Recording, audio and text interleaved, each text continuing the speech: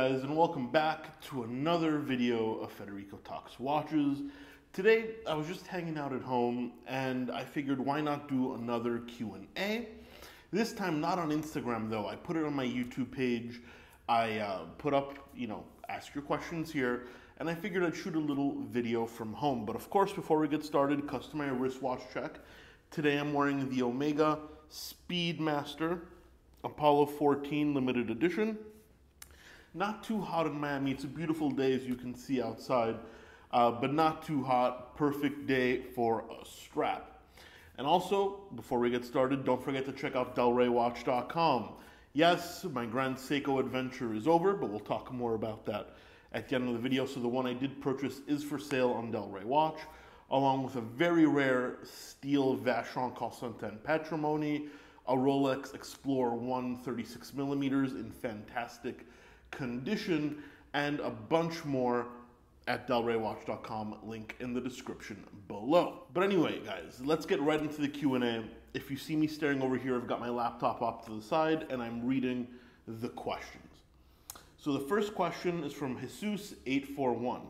He says, will AP ever run out of Royal Oak variations? What will happen then? Seems like the 1159 hasn't quite taken off. Well, Jesus, the 1159 absolutely hasn't quite taken off, though there is still time for that to kind of become a thing. But I don't think AP is going to run out of Royal Oak variations anytime soon. The line gets updated every 4 to 5 years, and maybe once every couple of years a new variation comes out. But they could always dip into the archives and kind of remake old stuff. New dial colors, maybe new straps, new bracelet options, start making it in titanium maybe. They just started making it in ceramic. So no, I don't think we're in danger of that anytime soon, even though it would be nice to see AP make something else popular that wasn't quite a Royal Oak. But let's not hold our breath. Jason Levine. How impactful has a YouTube channel been on Del Rey sales, if at all? Well, Jason, that's actually a really interesting question. I'd say it's been very impactful, to be quite honest with you, though maybe not directly. Obviously, when I started delraywatch.com, my website where I buy, sell, and trade pre-owned watches, it had a lot to do with the support from my viewers from the YouTube channel. So that's a thing. And obviously, I shout it out at the beginning of every video, and my channel gets between 400,000 to 550,000 views a month, which is, it's a decent size, though, let's be honest, very small by YouTube, but YouTube standards comparatively. So it does drive traffic. I think it has an important effect, though a little intangible at times. But thank you everyone for the support. Demonstrator. Will you be giving a Grand Seiko High Beat GMT a try after finding out Spring Drive was a bit soulless for your taste? This is a great question, and I'm going to expand a little bit. So yes, I purchased a Grand Seiko after saying I would never do so. As an experiment, I genuinely liked the watch. I wanted to give it a shot. Unfortunately, I didn't connect with it. However, I do have an appreciation for Grand Seiko for the most part. I'll explain the parts that I don't like in a minute. Quality's there, technology's fantastic. By far the most negative part of my Grand Seiko experience are the Grand Seiko fanboys. I don't think I've ever gotten as much hate recently just for voicing my opinion. And I said it was subjective. I never said Grand Seiko was bad. I just said I didn't kind of connect with it.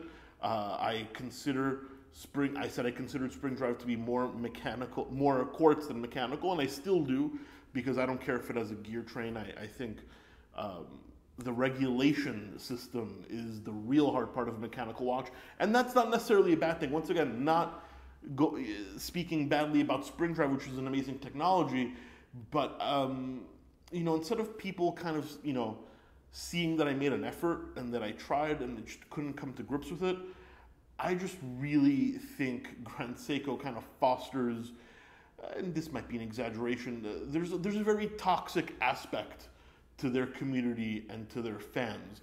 To be quite honest, it's kind of turned me off a little bit from the whole brand, even though it's just this very small amount of people. There's some great Grand Seiko owners out there. kind of tarnished my experience. Overall, I would like to give the brand another shot. I think they do make some cool stuff. The quality is absolutely there. I'm trying to keep an open mind because I'm a watch lover overall, but to be honest, I'm going to step back from the brand a little bit just because you know, the bad experience with those people, I don't want to be part of that community for right now. I'm just kind of switched off. And last question today, Nom Honor. What do you think of the JLC Perpetual Calendar? Is the movement very delicate? Does servicing cost an arm and a leg for perpetual calendars? Well, Nom, I wouldn't consider it to be very delicate. I mean, it is a perpetual calendar, which generally is a more delicate movement, though I think JLC do a great job. So their perpetual isn't more delicate than others. Yeah, perpetual calendars cost quite a bit to service. I mean, you're looking at anywhere between $1,200 on the low end to $2,500 on the high end. Perpetual calendars are harder to service than tourbillons. When I give a tourbillon to Hansi, you know, all it is a different escapement. But perpetual calendars are a real pain in the butt. A lot of extra work, synchronization, gears. The sun's kind of coming down, so excuse the shadow on my face. I mean, but at the end of the day, if you can afford $10,000, $15,000 in a perpetual calendar, is a $1,800 service bill every 5 or 6 years really going to turn you off from it? I mean, if the answer is yes, then don't get one. But I think it just comes with the territory.